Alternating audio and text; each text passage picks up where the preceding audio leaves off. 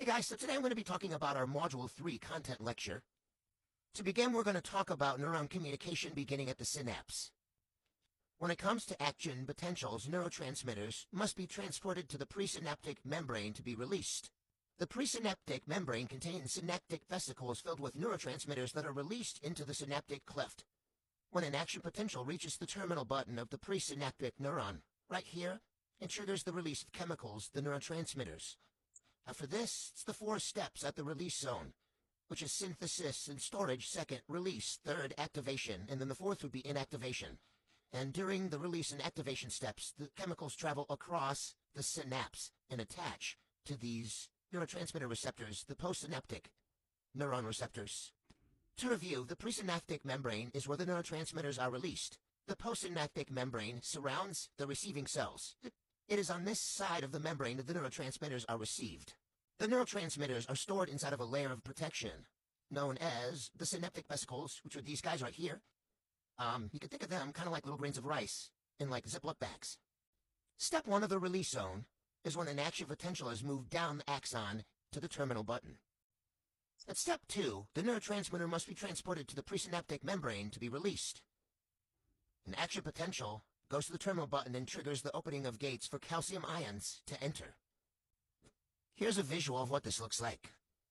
The calcium ions connect to and usher the synaptic vesicles. It's important to remember that calcium ions initiate the neurotransmitter release and trigger vesicle fusion of the presynaptic membrane. The calcium ions then usher the vesicles into the presynaptic membrane, and the vesicles fuse with the membrane. Then, vesicles dump their contents in the synaptic gap. This fusing and dumping process is called exocytosis. At and after the release zone, neurotransmitters bind to receptors on the postsynaptic membrane, or they diffuse away in a process called diffusion, or they're reabsorbed in a process called reuptake. This leads to the conversation of inactivation. After a neurotransmitter has been recognized by a postsynaptic receptor, it releases back into the synaptic cleft. Once it's in the synapse, it must be quickly removed or chemically inactivated to prevent constant stimulation or excessive firing of action potentials. This is an image of voltage-gated sodium channels. As you can see, for inactivation, the channels are closed and not capable of opening. Enzymatic deactivation is when enzymes break down neurotransmitters to stop their action and prevent repetitive firing. Acetylcholine is one that experiences this process. Here's what reuptake versus deactivation looks like. As you can see, the neurotransmitters are being taken back up here, and then for deactivation, they're being broken down by the enzymes. Next, we'll be talking about excitatory versus inhibitory neurotransmitters. Excitatory neurons increase the likelihood of the receiving neuron reaching its threshold of excitation and generating its own action potential. Inhibition or inhibitory neurons decrease the likelihood of the receiving neuron reaching its threshold of excitation. This means the action potential is less likely. As you can see here, an example of an excitatory neurotransmitter would be glutamate, and an example of an inhibitory neurotransmitter would be GABA. With excitatory neurotransmitters, depolarization occurs, and with inhibitory neurotransmitters, hyperpolarization occurs. With excitatory neurotransmitters, the membrane becomes more positive, and with inhibitory neurotransmitters, the membrane becomes more negative. Next, we'll talk about EPSPs versus IPSPs.